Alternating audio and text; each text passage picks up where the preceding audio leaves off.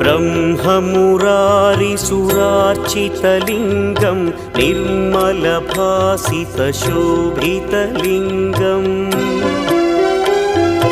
जन्मजदुःखविनाशकलिङ्गं तत्प्रणमामि सदा शिवलिङ्गम्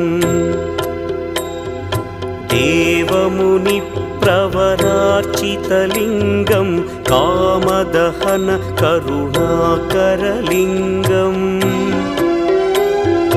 रावणदर्पविनाशकलिङ्गं तत्प्रणमामि सदा शिवलिङ्गम्